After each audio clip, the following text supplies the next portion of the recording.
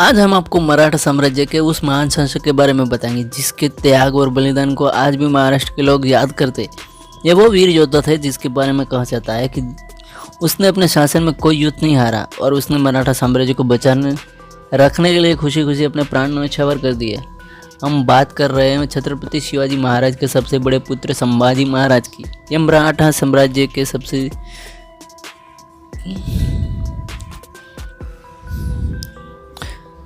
छत्रपति संभाजी महाराज ने देश और धर्म के लिए अपना सर्वस्व बलिदान कर दिया, पर मुगलों के आगे झुके नहीं।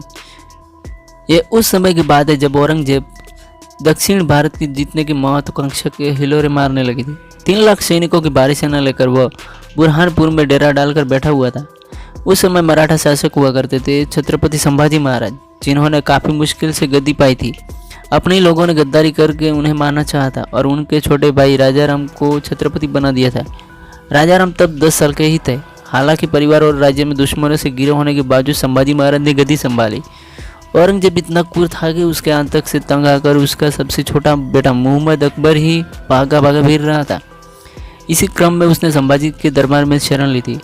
बौखलाए औरंगजेब ने जब दक्कन का अभियान शुरू किया तो उसे बीजापुर और गोलकोंडा को जीतने में 3 वर्ष लगे।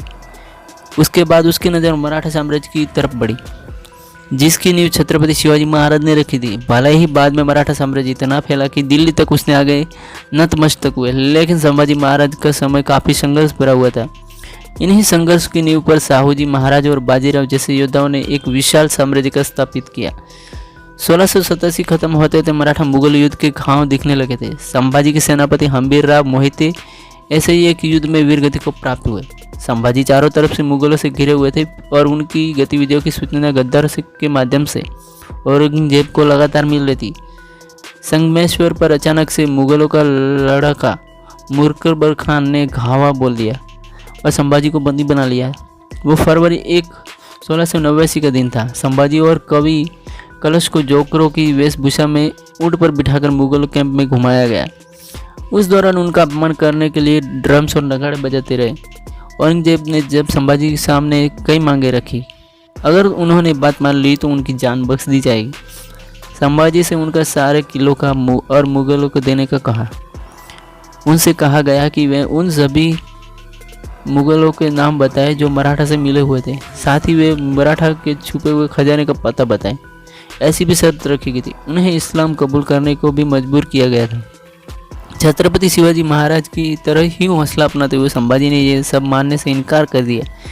शिवाजी तो औरंगजेब की कैद से भागकर मराठा साम्राज्य की स्थापना कर छत्रपति के रूप में स्थापित होने में कामयाब रहे थे, लेकिन दुर्भाग्यवश संभाजी को भयानक मौत मिली। औरंगजेब ने आदेश दिया कि संभाजी को प्रताड़ित करके मार डाला जाए और सबसे पहले तो संभाजी महाराज को कवि कलश की जीभ काट ली। उनकी जीभ काटकर उन्हें रात भर तड़पने के लिए छोड़ दिया गया। अगले दिन उनकी आंखें फोड़ डाली और उन्हें अंधा कर दिया गया। इस दौरान लगातार उनसे कहा जाता था कि अगर उन्होंने इस्लाम अपना लिया तो उनकी जान बख्श दी जाएगी, लेकिन यह अथक प्रताड़ना के बावजूद भी संभाजी ने मुगलों के सामने झुकने से इनकार कर दिया। इसके बाद उन्होंने सभी अंग को एक एक कर काटना शुरू कर दिया और संभाजी से बार बार कहा कि पैगंबर मोहम्मद के द्वारा दिए खाए गए रास्तों पर अपनाए और इस्लाम कबूल कर ले, लेकिन संभाजी नहीं झुके। उन्हें लगातार 3 सप्ताह तक यूं ही तड़पाया गया। सोचिए, किसी की जीभ काट दी गई हो, आंखें फोड़ दी डाली हो, फिर भी उसे जिंदा रखकर रोज़ प्रताड़ित किया जाए तो उसे कैसा लगेगा। उसके नाखून तक उखाड़ दिए गए थे। कहा जाता है कि अपने शुरुआती दिनों में संभाजी इतने लोकप्रिय राजा नहीं थे, लेकिन हिंदुत्व राज्य के लिए उन्होंने जो सहा उससे उन्होंने चाहने वालों के पूजने के लिए ले गए।